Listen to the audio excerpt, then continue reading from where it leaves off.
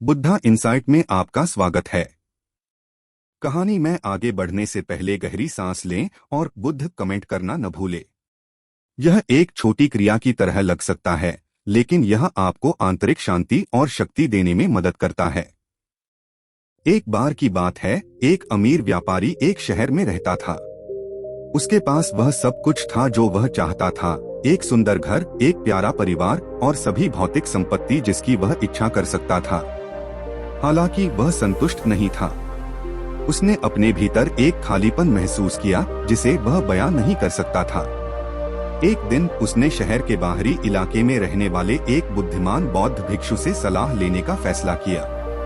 साधु ने व्यापारी की परेशानी को धैर्यपूर्वक सुना और कहा, आपकी समस्या आपकी मानसिकता में है।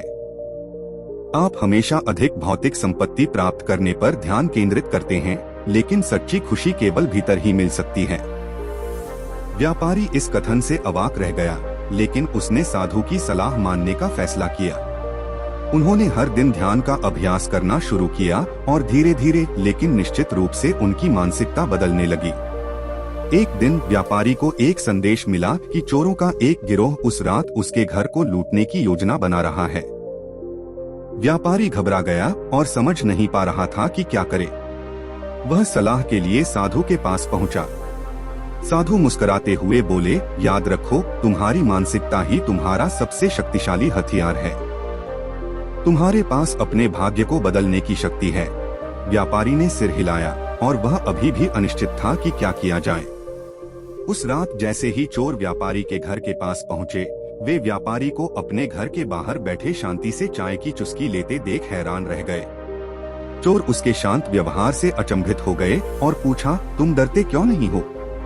व्यापारी ने उत्तर दिया, मुझे डरने की कोई बात नहीं है। मेरा सच्चा खजाना मेरे दिमाग और दिल में है, इन भौतिक संपत्तियों में नहीं। तुम जो चाहो ले लो, लेकिन तुम मेरे मन की शांति कभी नहीं छीन पाओगे। व्यापारी के जवाब से चोर दंग रह गए और बिना कोई नुकसान पहुंचाए अपने घर से निकल गए। उस दिन से व्यापारी संतोष और खुशी का जीवन जीने लगा, यह जानकर कि उसकी मानसिकता ही उसकी सफलता और खुशी की कुंजी है। ऐसी ही और मोटिवेशनल कहानियों के लिए हमारे चैनल को लाइक, शेयर और सब्सक्राइब करना न भूलें।